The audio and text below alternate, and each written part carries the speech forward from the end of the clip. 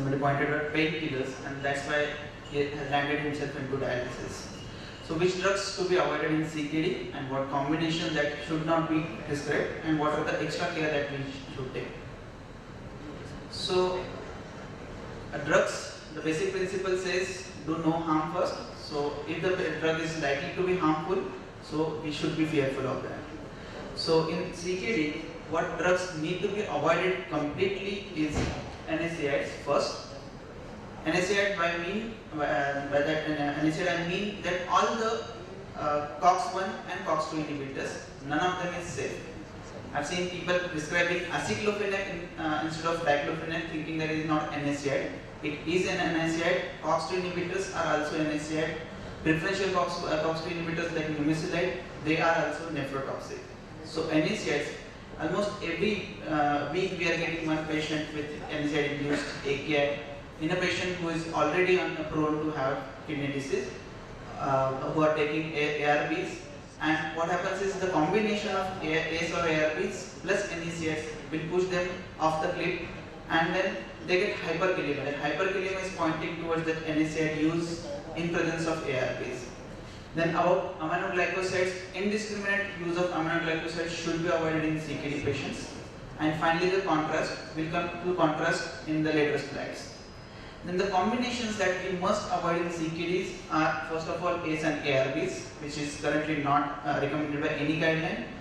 ACE and mineralocorticoid antagonist. What happens is patient is already on ACE or ARB. He goes to a cardiologist who finds LPH or low ejection fraction, and then he prescribes epinephrine to them. And there is no communication between physician, nephrologist, and cardiologist, and that leads to more harm to the patient by this combination of MRAs and ACE inhibitors. Then ACE inhibitor and diuretics are commonly prescribed drug, but what happens in CKD patients, ACE inhibitor plus diuretic will lead to slightly dehydration, and once they get more dehydrated by working in the hot environment or getting loose motions, they'll end up themselves into AKI. Then the most horrible combination that we discussed, ACE ARBs plus NSAIDs. All diuretics are only loop diuretics? Yeah, so the stronger diuretic, like loop diuretics are more prone for this, but nonetheless hazards are also known to cause dehydration. Basically, they are one of the mechanisms of reducing BP is reducing the volume. So they are prone to get AKIs with slight further dehydration. In a patient who is already on ACE inhibitor, we have to tell them that if they get dehydrated, they should stop ACE inhibitor at that time.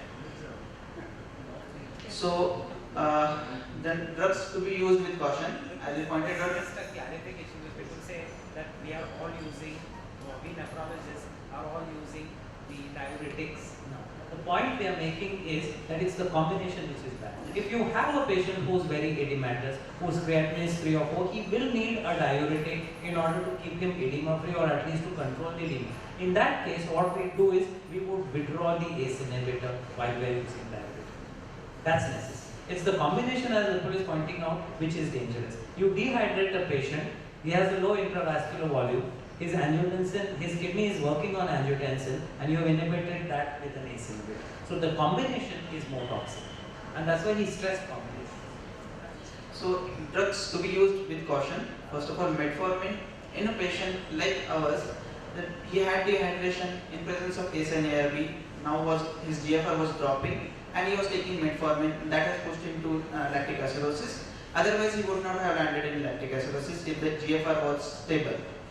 Aminoglycosides used only if it is necessary in a renally adjusted dose. Then oseltamivir, which is commonly prescribed in ICUs, needs dose adjustment, and it is to the tune of that 75 milligrams once in every 48 hours and every 72 hours. That much adjustment is required. IV acyclovir needs adjustment but not oral. Then antiretroviral therapies, anti-tubercular therapies, they do require drug adjustment. Specifically AKT is ethambutol and pyrazinamide. Beta-lactams, they do require, specifically in ICU. And colistin is potentially nephrotoxic in a patient who is already having CKD or AKI. So colistin is to be used cautiously in these patients. Then use EGFR or creatinine clearance. As Dr. Mittal has pointed out, creatinine clearance is commonly used for drug dosing guidelines. So we do use CG for nephropathy. So we'll come to the next part of the discussion. So yes.